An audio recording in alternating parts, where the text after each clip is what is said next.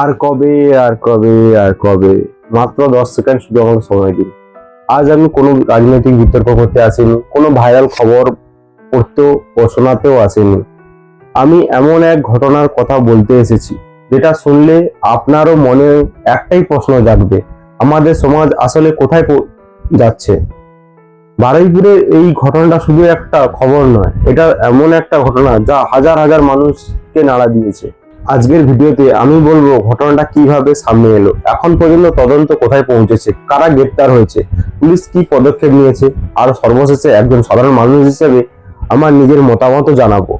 তাই ভিডিওটা শেষ পর্যন্ত দেখতে থাকুন, কারণ শেষের কথাগুলো শুধু একটা ঘটনা নয়, আমাদের পুরো সমাজের জন্য গুরুত্বপূর্ণ। নমস্কার, আমি সুমন আর আপনারা দেখছেন প্রেজেন্ট ভারত। চলুন শুরু করা যাক। সম্প্রতি বারুইপুরে এক নাবালিকাকে কেন্দ্র করে ঘটে যাওয়া নৃশংস ঘটনা গোটা রাজ্য স্তম্ভিত হয়ে যায়। এই ঘটনা সামনে আসার পর এলাকায় উত্তেজনা ছড়িয়ে পড়ে। দ্রুত তদন্ত শুরু করে পুলিশ। তদন্তে একের পর এক তথ্য সামনে আসে। পুলিশ বিভিন্ন সূত্র ধরে অভিযান চালায় এবং এখনো পর্যন্ত 3জনকে গ্রেপ্তার করা হয়েছে। ঘটনার গুরুত্ব বিবেচনা করে বিশেষ তদন্তকারী দল বা সিট গঠন করা হয়েছে, যাতে দ্রুত নিরপেক্ষ তদন্ত করা যায়। প্রশাসনের পক্ষ থেকে জানানো হয়েছে তদন্তের ভিত্তিতে আইনি অনুযায়ী ব্যবস্থা নেওয়া হবে। এবার আমি সাধারণ নাগরিক হিসেবে কিছু কথা বলতে চাই।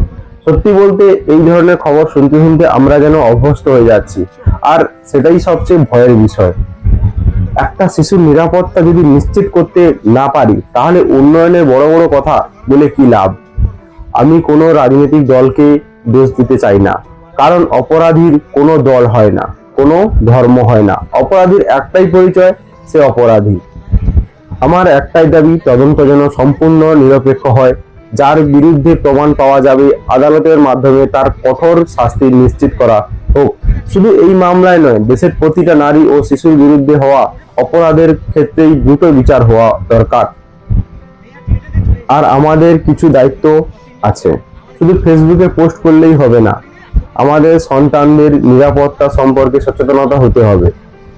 কোনো সন্দেহজনক ঘটনা দেখলে পুলিশকে জানাতে হবে।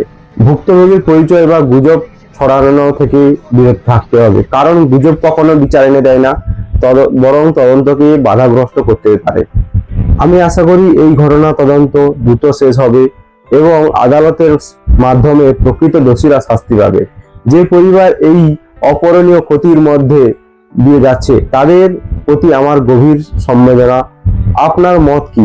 নারী ও শিশু নিরাপত্তা বাড়াতে আর কি পদক্ষেপ নেওয়া উচিত বলে আপনি মনে করেন? কমেন্টে অবশ্যই জানাবেন। তবে অনুরোধ, তথ্যভিত্তিক ও সম্মানজনক আলোচনা করবেন। ভিডিওটি যদি গুরুত্বপূর্ণ মনে হয় তাহলে লাইক করুন, শেয়ার করুন এবং চ্যানেলটিকে সাবস্ক্রাইব করুন। আমি সুমন, দেখা হবে পরের ভিডিওতে। সবাই ভালো থাকুন, নিরাপদে থাকুন। জয় হিন্দ।